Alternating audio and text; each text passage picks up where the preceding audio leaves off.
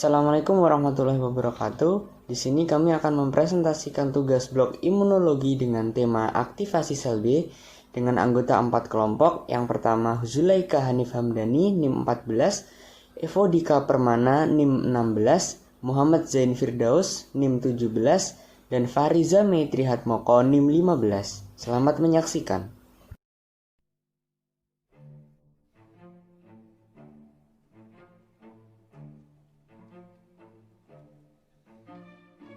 Sel B dapat diaktifkan sel T melalui dua cara, yaitu T-dependent dan T-independent.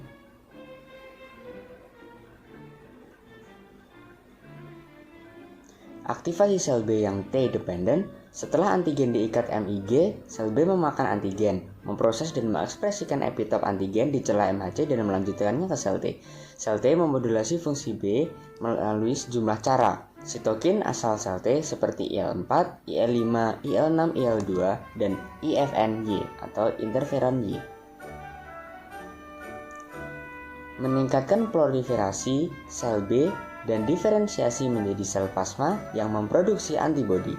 Interaksi fisik antara sel B dan sel T memberikan sinyal melalui koreseptor CD04 yang atas pengaruh IL-4 berperan penting dalam imunoregulasi dan pengalihan kelas IG. Sel B naif mempresentasikan IgM dan IgD pada permukaannya, dan atas pengaruh rangsangan, sel B mengalihkan kelas Ig yang memproduksi IgG, IgA, atau IgE. IgM dan MLGD memiliki ekor sitoplasma yang relatif pendek sehingga tidak dapat mentransduksi sinyal.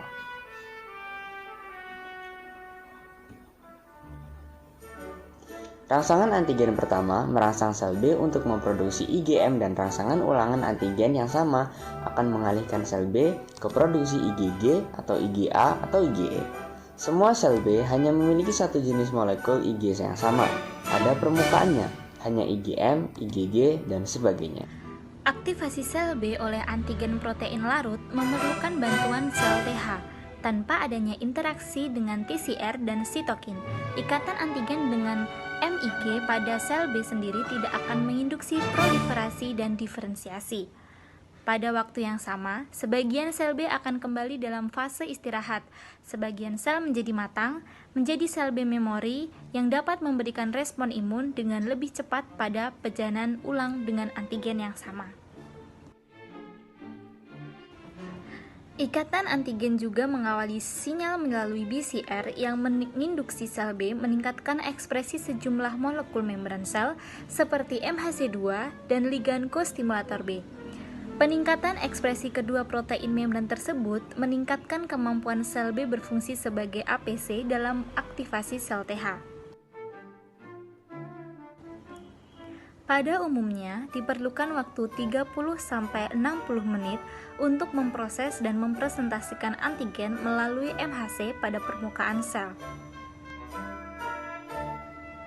Oleh karena sel B mengenal dan memakan antigen melalui ikatan dengan MIG, sel B dapat mempresentasikan antigen ke sel T dalam kadar yang 100-10.000 kali lebih rendah dibanding kadar yang diperlukan untuk presentasi oleh makrofag atau SD, yakni sel dendritik. Bila kadar antigen tinggi, makrofag dan sel dendritik merupakan APC efektif, tetapi bila kadar antigen rendah atau turun, sel B akan mengambil alih dan berperan sebagai APC utama untuk sel T helper. Sel B yang diaktifkan mulai mengekspresikan reseptor membran untuk berbagai sitokin seperti interleukin 2, interleukin 4, dan interleukin 5. Sitokin-sitokin tersebut berikatan dengan reseptornya pada sel B dan memacu proliferasi dan diferensiasi menjadi sel plasma dan sel memori, pengalihan kelas, dan pematangan afinitas. Crosslink antigen MLG menghasilkan sinyal 1, akibatnya terjadi peningkatan ekspresi MHC2 dan konstimulator B7. Kompleks AGAB masuk melalui endositosis dengan perantara reseptor dan penghancuran peptida. Beberapa diantaranya diikat MHC2 dan dipresentasikan pada membran sebagai kompleks peptida MHC. Sel B mengenali antigen MHC2 pada membran sel B yang bersama dengan sinyal konstimulator mengaktifkan sel T.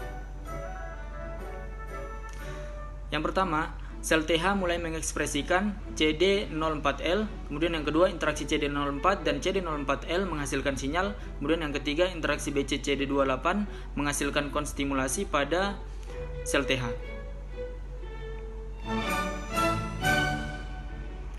Sel B mulai mengekspresikan reseptor untuk berbagai sitokin, kemudian pengikatan sitokin yang dilepas sel TH ketujuan mengirimkan sinyal yang membantu progresi sel B sehingga terjadi sintesis DNA dan diferensiasi.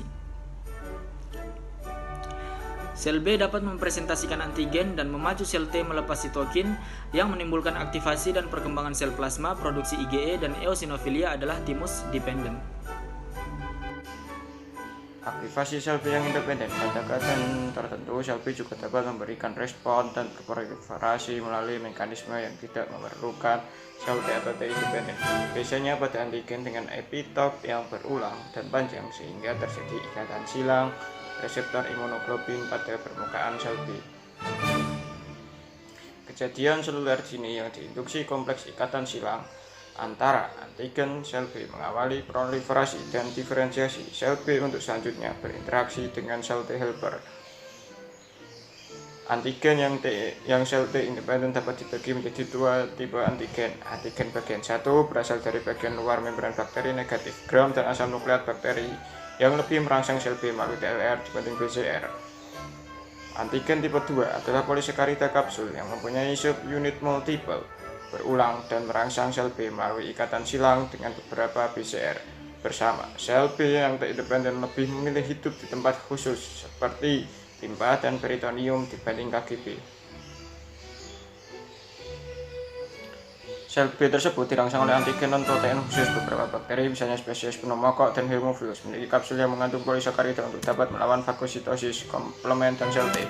Sel B yang tidak independen memproduksi antibodi terhadap bakteri tersebut. Sel B demikian hanya memproduksi Ig dengan afinitas rendah yang punya kecenderungan untuk bereaksi dengan antigen lain. Misalnya, antibodi yang dipicu sakarida asal bakteri dapat bereaksi silang dengan antigen sakarida asal permukaan sel darah merah. Respon fungsional yang diinduksi kompleks ikatan silang antigen B sel reseptor.